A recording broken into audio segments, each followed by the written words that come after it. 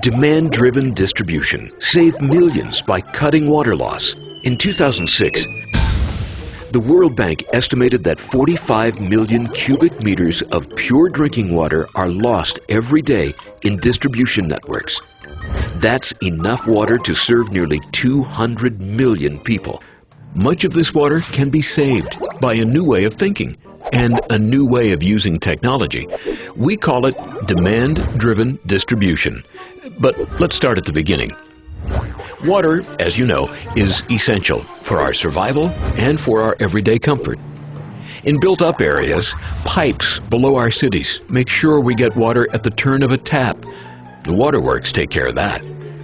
As you also know, many waterworks use pumps to create the pressure required to get the water to every home. It's all very clever, really, but lots of water is wasted underground. That's bad news for the environment and for our economy. How does this happen? Well, people will be people. We don't use the same amount of water all the time. In the morning, lots of people take showers, go to the toilet, brush their teeth, and so on. Every time a tap is opened, the pressure in the entire system drops a little. So, we need to keep the pressure very high. Otherwise, this happens. To keep everyone happy, the pumps at the waterworks maintain a constant high pressure. But this is not just good news. At midday and during the night, very little water is used, so the water is under much higher pressure than required. This is a problem. But why? When pipes are under pressure, they wear down faster. Eventually, cracks are formed. Water will leak through those cracks at all times, but the higher the pressure, the faster it flows. Pure drinking water just disappears, and that water is worth money. What a waste! That's not all. The water can cause the soil to sink, causing lots of damage to roads and buildings. Also, when a pipe is badly cracked, it must be replaced. You'll need to dig up the road and divert traffic. Yep, that's expensive too. But let's take an even closer look at the pipes. This particular pipe has not been replaced lately, while the sections before have been recently replaced. The older pipe now has to deal with even greater pressure because of reduced friction loss in the new pipes. This can be solved with pressure regulation. If you don't, the cracks grow faster. The pipes need replacement sooner. And I don't even want to bring up the money again. But I'll have to. Money is not just wasted on water and repairs. It's also wasted on energy consumption. Because back at the waterworks, pumps are working hard to keep the pressure high.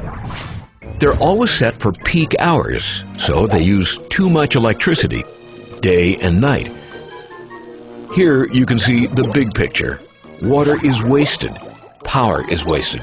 This is bad for the environment, bad for the roads, and bad for the economy. Grundfos has an answer.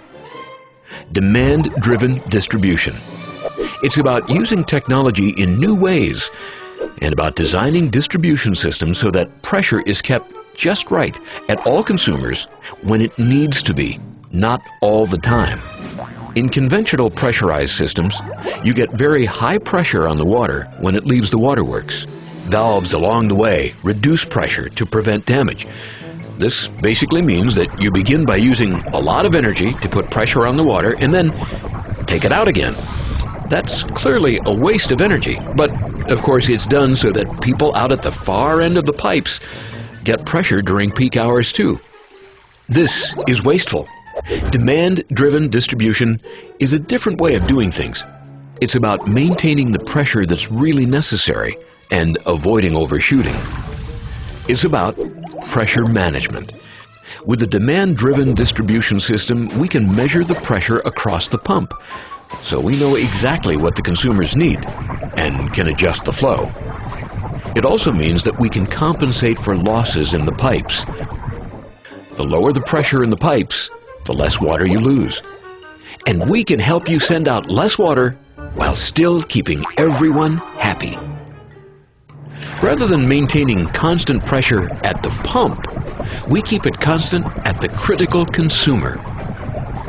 How is this done? Well, we will typically install demand-driven pump units in different places in your water distribution system.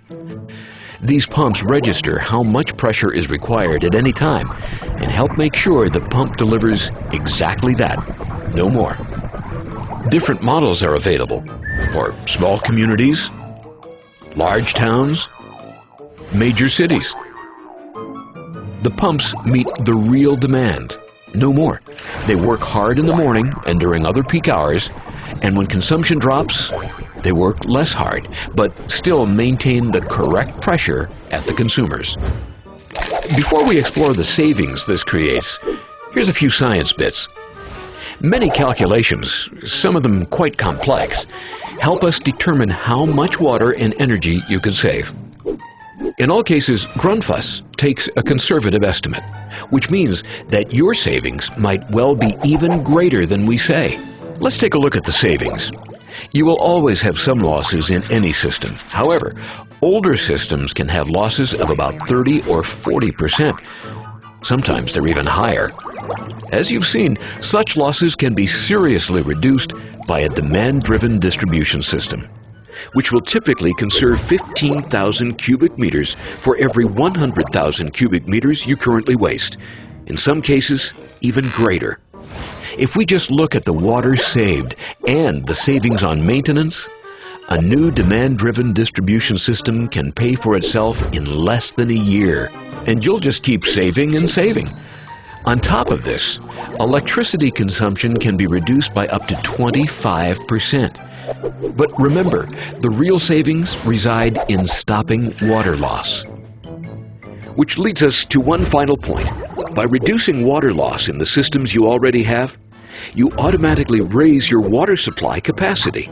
This means that you can postpone new investments in infrastructure for several years, simply by making the most of what you already have. Demand-driven distribution. A hidden problem has a new solution.